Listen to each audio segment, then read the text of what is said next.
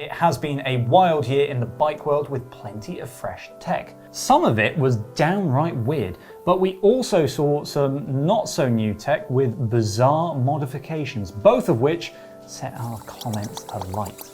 Here are the 12 that left us stunned.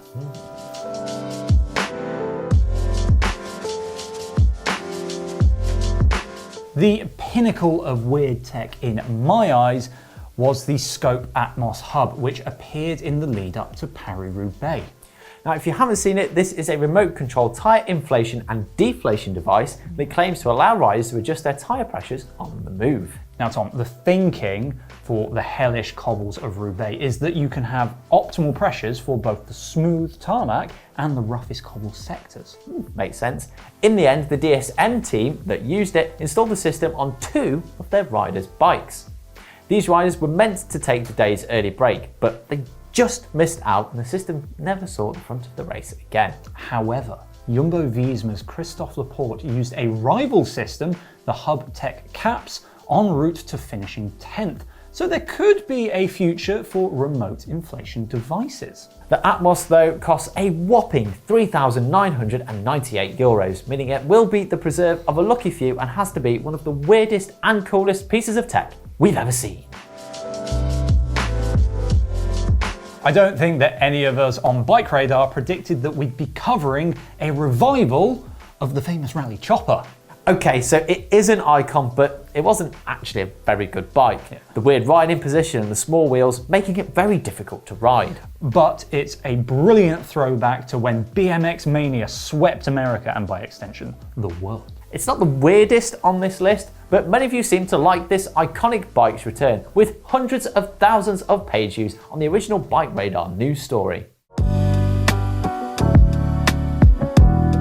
But it wasn't all brand new tech that sent the weird meter dial spinning around. We headed to the UK Road Bike TT Champs, where there were all manner of wild builds. Our purveyor of all things weird, Mr. Jack Luke, was in his element. But our highlight was Joanna Legnight's Cervelo P3. There's so much going on with this TT bike conversion. Check out the Di2 wires that are taped to the frame. Taped to the frame. Yep. The chainring bolts are also taped over, as are the spoke holes. To an aero aficionado like our own Simon von Bromley, this bike is pure art. We saw so many interesting builds that day, so if you want to check them all out, have a watch of our video. There will be a link on your screen at the end. It does make me kind of sad that we don't see more weird and wonderful concept bikes like we do in the car industry. Some of the concepts I did enjoy seeing were Ceramic Speed's concept drivetrain, Canyon's Geo Bend, or Starling Cycle's bike of the future. But at Eurobike this year, my favourite concept had to be Scott's Endorphin, which is a real throwback to the 90s with its elevated stays and retro paint job. If I could have any XC bike that I saw in 2023, it'd have to be this one, even if it is just a concept for now. It looks absolutely stunning, but what do you think? Let me know down in the comments. More mountain bike tech now, and this one kind of brings the future to the present. It is, of course, SRAM's Eagle Powertrain and its wild automatic shifting. I certainly didn't expect automatic shifting in the cycling industry in 2023. Nope. Now, Powertrain features auto shift and coast shift, both of which do exactly what they say on the tin. Auto shift is a fully automatic shifting mode, while coast shift will automatically change into an appropriate gear when you're freewheeling downhill, ready for you to step on the pedals in the right gear, all without needing to touch the shifter. Yeah, it's interesting stuff, and I have to say the integration is incredibly neat. With no cables thanks to SRAM's wireless access technology, a small, less vulnerable screen integrated into the top tube, it's all very lovely. Yeah, we're excited to spend more time on Powertrain next year, and of course, for more details, check out what our senior technical editor Alex Evans had to say about it in the video link above or down in the description. The other big e-bike launch of 2023 was Pinion's eDrive. Yeah, Pinion have been making gearboxes for bikes for over a decade now, but they have now included the technology into an all-in-one gearbox and e-bike motor, and frankly, I wonder why more people haven't done the same. It does make you wonder, doesn't it? It seems to make a lot of sense. It looks super clean, overcomes a lot of the downside of Pinion's unassisted gearboxes, and I think as much as Powertrain is innovative, Pinion's idea could actually be the future of e-bike propulsion. If you want to learn more about eDrive, then check out the video all about it.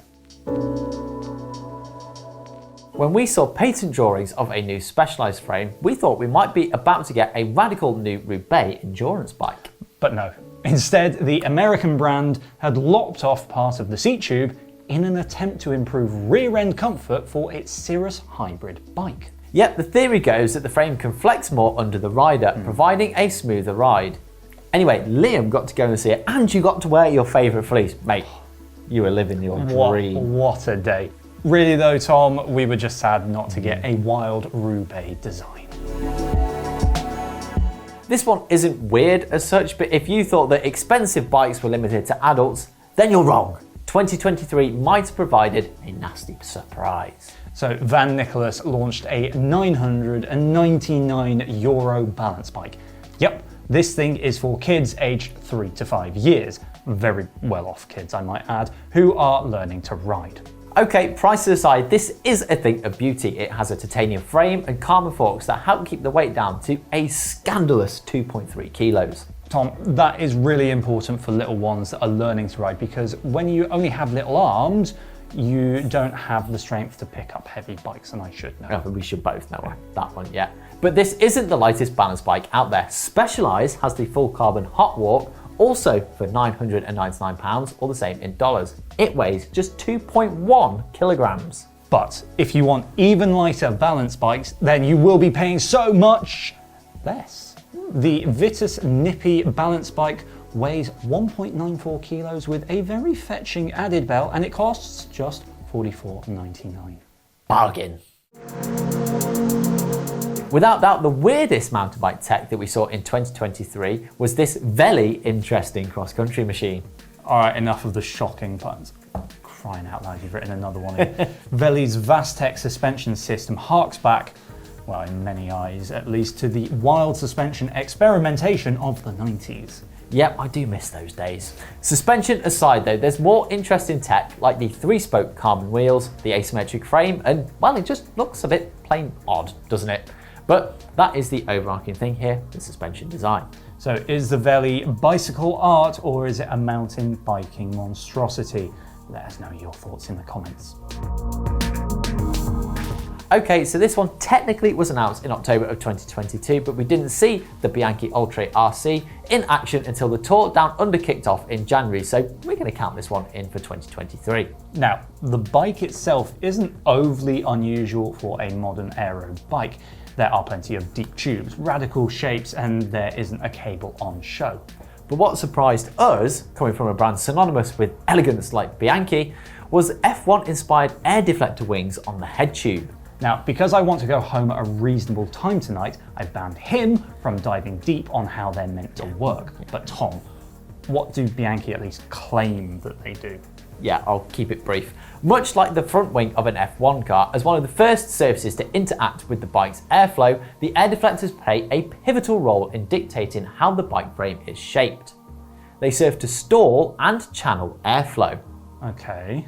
Yeah, so you still with me? I'm still with you. Yeah, okay. So this is said to allow the rider's legs and the bike's tubes behind the head tube to slip through the air more easily. Okay, that's all well and good, but the UCI swung the ban hammer at the air deflectors quickly after launch. So when the bike appeared in 2023 races, they had been removed from the frame. And finally, we're going to finish with literally everything that our technical writer, Mr. Nick Clark, wore in 2023.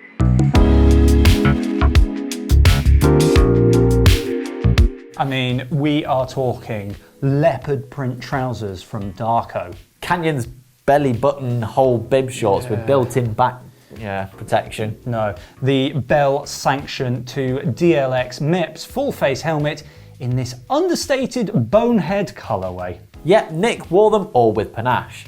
We can't wait to see his 2024 wardrobe, or can I have to say, probably quite fitting. A lot of his wardrobe had protection in it as well. It is. Given he also managed to brutally eject himself from the bicycle many, many times this year. Yeah, less of that next year, Nick. You'll be stealing my title as BikeRadar's resident crash test dummy. Yeah, can't be having that. There's a selection of the most brilliantly weird tech that we've seen in 2023. What was your highlight? Let us know in the comments below. Yeah, that video that we mentioned earlier is just up here, and you should definitely go and watch it simply to see Jack's hat choice of the day. It is wonderful. If you loved our videos this year, then give us the gift of clicking subscribe this Christmas. It costs you nothing, but means the world to us. Merry Christmas, everyone.